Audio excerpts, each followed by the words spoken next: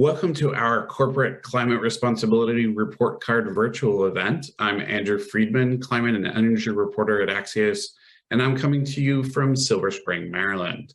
Welcome to our audiences on Facebook, YouTube, Twitter, LinkedIn, and on Axios.com.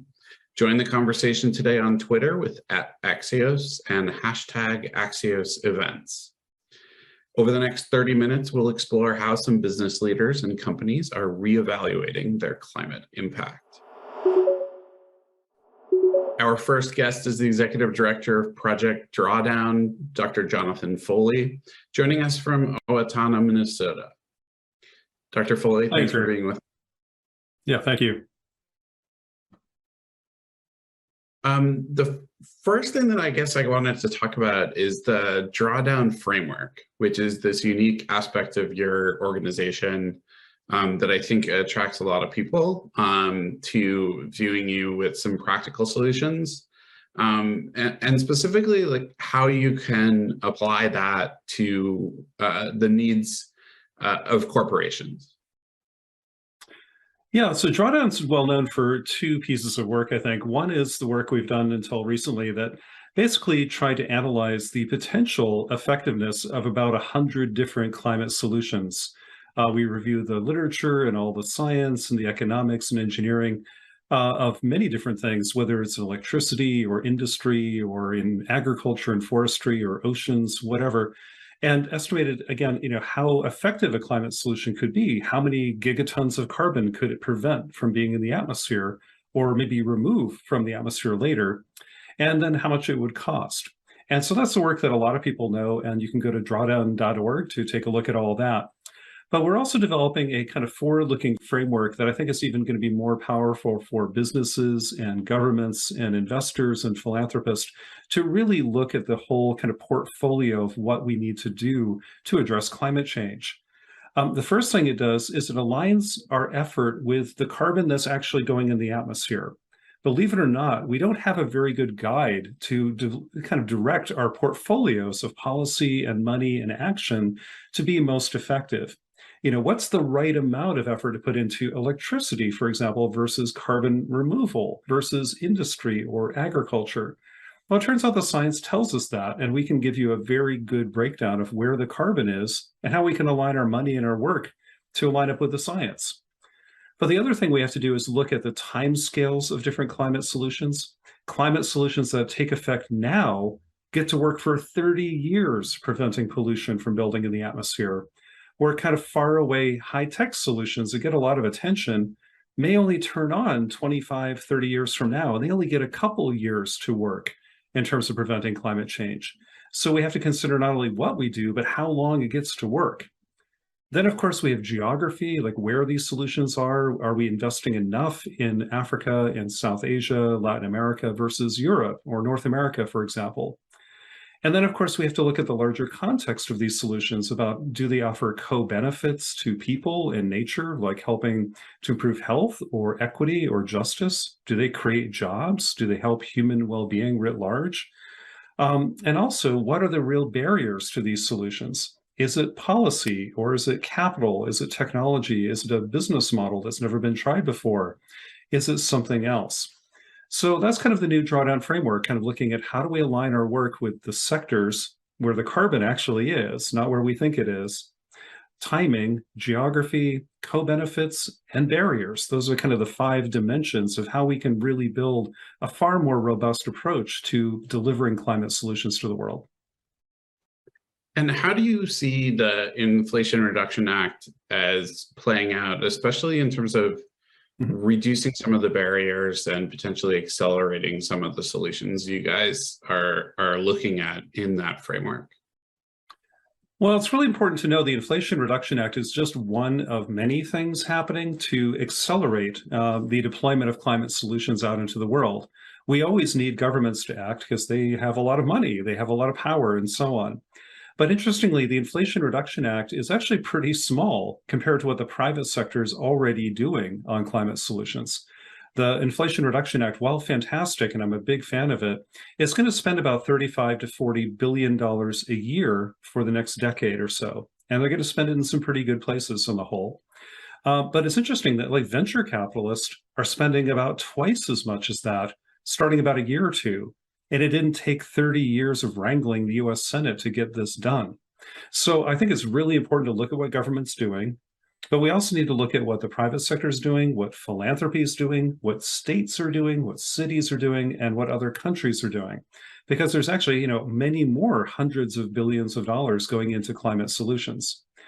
The nice thing about the Inflation Reduction Act, though, is I think it's going to help us accelerate the deployment of some key technologies out into the universe pretty fast, especially things like electric vehicles and heat pumps. These are two technologies we're already getting close to a tipping point where they would kind of transition rapidly to be kind of the dominant way we do things. Just like solar and wind got cheaper than fossil fuels, especially solar, which is now the cheapest form of energy humanity's ever had. That hit a tipping point with cost, so it's really competitive with coal and gas, beats them on the price market right now. Soon we're going to see the same thing, I think, with electric vehicles and later on maybe with heat pumps. And that's a great thing. So I really like a lot of the money's going there. I also like a lot of the funding of the IRA bill is going into energy efficiency, especially for homeowners. These are things that are great climate benefits, but they also really are kind of pocketbook issues that help ordinary Americans reduce their energy bills, which is another huge benefit of this kind of legislation and this kind of spending. There are a lot of other things the IRA does that I, like very, very much. A few things I don't like still kind of subsidizing oil and gas industries. I think its agriculture provisions are really weak. I don't think it's doing enough on energy conservation or enough in industry or enough in other sectors. But hey, considering we had nothing before, this is fantastic. We should celebrate it. And we just need to fill in the gaps that this one piece of legislation is offering the world with other initiatives. Let's grow the pie instead of arguing about what's in the pie we've got already. Let's keep growing it. What can states do, like California or New York? What can cities do? What can businesses do? What can philanthropy do? What can other countries do? This is all really critical, but the IRA is going to be a special place in the whole kind of toolbox of things we have to address climate change. And speaking of that toolbox, a big part of this, as you alluded to, is what the private sector is doing and what corporations are doing, as well as funders. A lot of people are pretty skeptical of what corporations are doing and of the possibility of greenwashing and the need for companies to potentially reevaluate how they're approaching climate change and their emissions overall. And I know Project Drawdown is now working with some corporations to sort of rethink things and apply your methodology. And I'm curious sort of what your thoughts are on the corporate sector, the potential versus what you're seeing, maybe where things might be falling short. Yeah, I mean, if we have to close this gap between corporations stalling climate action, which some still do, those that are ignoring it, and those that are doing kind of a lightweight version of climate leadership. And then over here is the climate leadership we actually need. And we've got to keep closing that gap. And that's something we try to do at Project Drawdown through Drawdown Labs, which is elevating what it means to be a climate leader. It's not enough for climate leaders to make vague promises about net zero, whatever that might mean, in 2040 or 2050. That's far too vague, too far away, and has numerous opportunities for fig leaves and greenwashing to just cover up stuff instead of making real action. But we all know, I think, that climate change is a serious threat, not just to nature, but to business, to the economy, to everything that we do. It's an existential threat to business. And so there are really going to be two kinds of businesses in the future, the ones who take climate change seriously and the ones who aren't here anymore. So let's sort it out. Let's figure out who's taking this seriously, who's not just cleaning up the mess they create, but who's actually producing the solutions that we need for this 21st century world where we stop climate change, we embrace sustainable forms of energy, agriculture, and material production that puts more value in the economy instead of more crap into the economy, and looks at shareholder return, but also kind of long-term planetary habitability and sustainability as simultaneous business goals. There are companies that can do that, and we're going to have to. So the best companies will get there first, and that's the way of human history. We'll see what happens, but we need to keep the pressure on these companies and see which ones rise to the occasion and help support those as fast as we can. And real quickly, in terms of the pressure to be put on these companies, what are some of the ways that that is being done or can be done? Well, the area I think is most effective is seeing, we need kind of carrots and sticks, criticism of companies when they do something bad, but encouragement when they do something good. But I'd like to see employees play a special role in this. There's so many different players in a company that can really step up and build the leadership of a company, not just in the C-suite or the sustainability office, but everywhere. As we like to say around Project Drawdown, every job should be a climate job, and it can be. We'll need everybody at the table to make this work, and the good companies are going to let people do that and thrive with that kind of leadership. Well, thank you very much for joining Axios. Thank you. And next, we have a view from the top segment with Chris Freites. Good afternoon, I'm Chris Freites, and thank you to our sponsor, Seventh Generation, for making this conversation possible. And joining me now is Seventh Generation's Chief Impact Officer, Ashley Orgain. Ashley, welcome to Axios. Thank you, Chris. Good to be here. So I am very excited to talk with you today because there's been a lot of discussion recently around the idea that companies really need to change how they report their climate impact. And I'm curious, do you think that change is needed here? And if so, why? At Seventh Generation, we definitely believe that change is needed. We have honed, as many other companies have, the corporate practice of carbon footprinting for the past decade plus. And while that has been a great measure that has led to ambitious commitments and laudable actions, it has not gone far enough. We still find ourselves on the edge of a human health and environmental crisis with climate change. We need to do more. So this year, Seventh Generation is taking a new approach. We're looking at what we're calling our carbon fingerprint. And what that is really expanding the lens to understand the broader impacts that our company is having by measuring the financial investments we make in ancillary services, like marketing services, creative agencies, the banks that we work with, and also our insurance providers. And what, as a result, are we funding, and what, as a result, are we driving in the climate crisis as a result of our finances? Yeah, actually, you talked about the carbon footprint, which I think we're all pretty familiar with, and the transition to the carbon fingerprint. Help me understand, where have we been and where are we going? Well, Chris, let me start off by saying that while we have identified a new route to progress with the carbon footprint, we're by no means retiring our approach to the carbon footprint. What we're talking about is an and. So we will continue to look at the emissions across all three scopes of our business and set sound strategy to reduce those emissions. In addition, what we are going to be doing differently going forward is understanding our carbon fingerprint. So where throughout our business are we making decisions that are supporting certain financial institutions, where we source our insurance providers, what kind of creative services and agencies that we are using, what kind of ancillary impacts do they have on the climate that we potentially could influence? We see it as a responsibility at Seventh Generation for everything that we touch to have a positive impact on the climate and not to continue to contribute to the climate crisis. And as you drill down there, that sounds like it could get pretty complicated rather quickly when you're looking at partners and banks and others who you work with. What are the main challenges in implementing that carbon fingerprint? That seems kind of hard.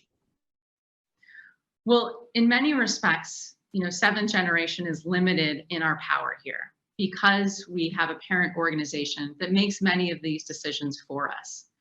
But in challenge, there is tremendous opportunity. We have a history of setting standards in sustainability and inspiring others to come along with Seventh Generation.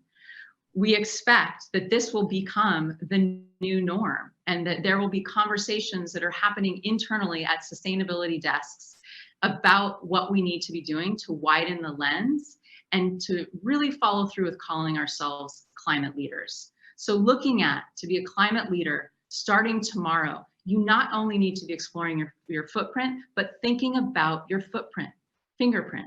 What are the ancillary services that you are financially supporting that end up contributing to the climate crisis?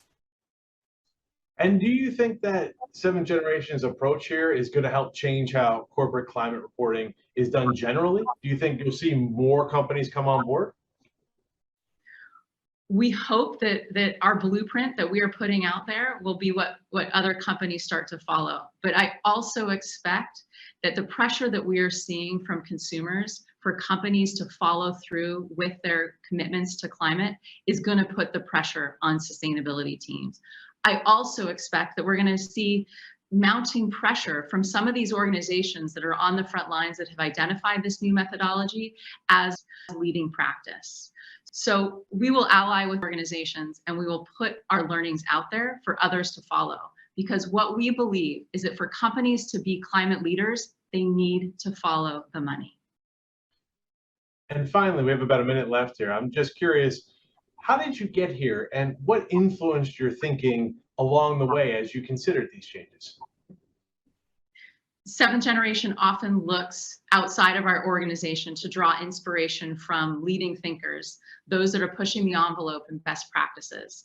So as we were thinking about tackling our climate report this year, and very much feeling that it was just business as usual, and that is not the urgency that is required in this moment, we looked to those thought leaders and drew inspiration from Bill McKibben and Project Drawdown and the outdoor policy outfit, Sunrise Project, to think about what is the next step that companies need to be taking. And that is where we developed the climate fingerprint, really pushing the envelope for what we need to be doing to call ourselves climate leaders. We need to be following the money. Ashley Orgain is Seventh Generation's Chief Impact Officer. Ashley, thank you so much for joining Axios. I really enjoyed the conversation. Thank you, Chris. Great to be here. And now, your next segment. Our final guest is the head of sustainability for Allbirds, Hana Kajimura. Thank you for joining us. Yeah, thanks so much for having me. So really my first question is, being familiar with your shoes, can you walk us through Allbirds' sustainability model and how it's different from other companies that are positioning themselves as environmentally friendly brands? I think the biggest difference really about Allbirds and what drew me to the company almost 5 years ago now is the gift of a blank slate. The idea that we started back in 2016 with one product as a B Corp already. And our goal was really to build a business that thought about sustainability differently, in that it really integrated sustainability into everything that we do. And so we grew our sustainability program, our initiatives, our discipline around reducing carbon footprint with our product portfolio, starting with one product to where we are today, such that we have a really robust way to both measure our impact and thus drive it down over time in a repeatable process that runs throughout the teams, whether it's our designers really thinking about carbon as the North Star as they create new products, or how our corporate bonus is tied to our carbon reduction every year. And I think that is really what's going to set us up to achieve some really ambitious goals that we have over the next 5 and 10 years. So, there's many companies that are trying to figure out how to tie ESG goals into compensation, whether it's in the C-suite, whether it's throughout the company, that sort of thing. But you're saying that you guys actually do that for carbon reduction goals specifically? Yeah, so it's really all anchored around our flight plan goals. That's what we call our sustainability strategy. And so by the end of 2025, we're committing to cut our per product carbon emissions in half. And then by 2030, it'll be almost zero. So today, the average product of ours emits about 10 kilograms of CO2 per pair. That's already quite a bit less than what we think like a standard sneaker would be, around 14. And in 2030, that will be less than 1.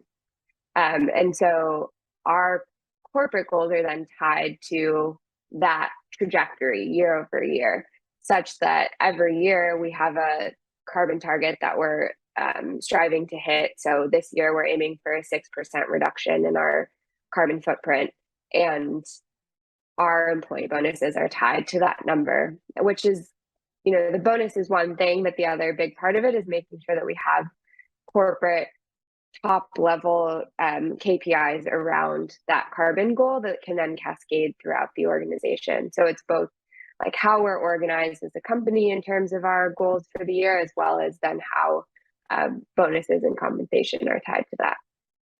Yeah. And one aspect of Allbirds and many other companies that I'm always wondering about is you can reduce the emissions from the manufacturing process and the materials that goes into the shoes. But how are you balancing the tremendous e-commerce growth that you have, considering where I might order your shoes from, which is primarily online, with those sustainability goals, given shipping requirements and that sort of thing? Yeah, well, we look at the carbon footprint super holistically. So when we talk about that 10 kilograms per pair, we are factoring in everything from how the raw materials are grown on farms all the way through to how the shoes are then manufactured, the logistics and shipping that you mentioned, how our customers are using the product, and then what happens when the customer is done with the product. And all of that is encapsulated in that carbon footprint number. And so we're looking at that very holistically. And then because of the rigor around measurement that I mentioned, we're able to actually calculate how much CO2 will be reduced from each of the initiatives that we have in the pipeline. We have these 10 big goals between now and the end of 2025. And we can see that those 10 goals will get us to the 50% reduction that I mentioned. I think what you're alluding to, though, is the idea that we have these really ambitious goals that are aligned with the Paris Agreement and science-based targets. And we're making that even harder for ourselves because we're in the beginning stages of the company's lifespan. We're in the first 6 or 7 years of Allbirds existing, and thus we're in like the biggest phase of growth for our company. And so any reduction that we're going to have to make on a per product basis is then compounded by the fact that the business is growing in the background. And we still have to get our emissions in 2030 below what they were in 2020.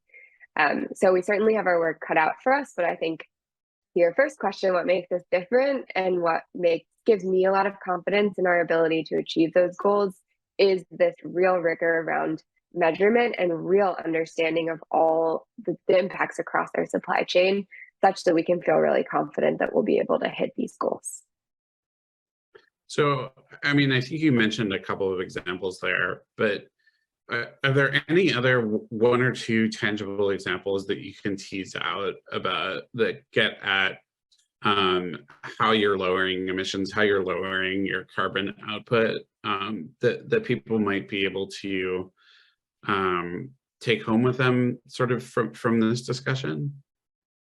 Certainly, yeah. So our strategy is oriented around 3 main priority areas that basically represent our emissions in our supply chain. So the first is regenerative agriculture. The second one is renewable materials, and the third one's responsible use of energy, and fuels included in that. So if I give you maybe one example from each of those buckets, on regenerative agriculture, where Allbirds is about using natural materials in clothing when clothing is predominantly made from synthetic fossil fuel-based materials. And so because we're using natural materials, those materials come from a farm somewhere, and we can actually influence the way that farmers are growing wool or sugarcane or trees to speed up the process of drawing down carbon and really create natural carbon sinks. Then with renewable materials, we're inventing new materials based on natural products to replace fossil-based ones. So a great example there is the foam that we use for all of our shoe soles, which is made from sugarcane instead of the traditional EVA. And then we've shared that with the broader industry so that other footwear companies can use it as well. And then finally, back to your question about e-commerce, we're really focused on renewable energy and fuel. In the next 10 years, in the very near term, the biggest thing we can do is ensure that all of our product is going by ocean liner instead of a plane.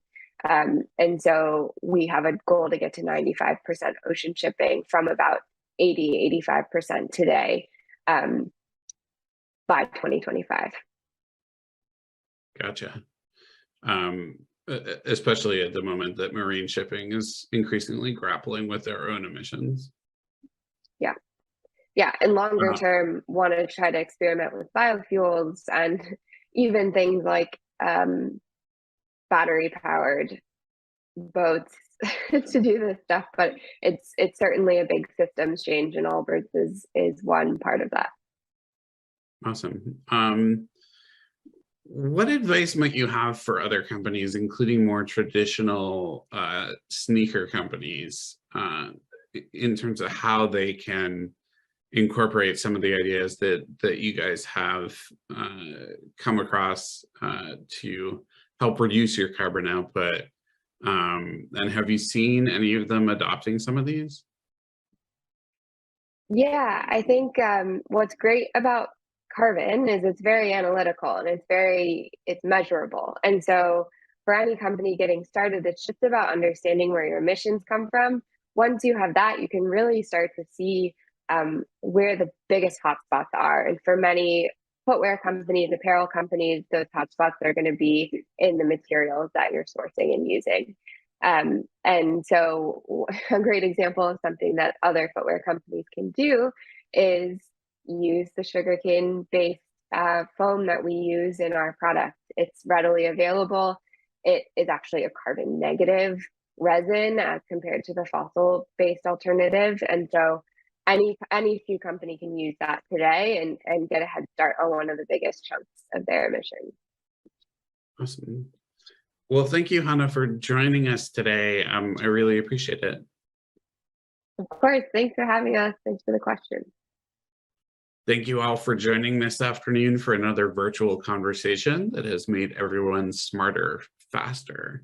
To follow along for more Climate Week coverage, sign up for the Axios Generate newsletter at axios.com/newsletters or on the Axios app. Thank you for joining, and we'll see you on axios.com.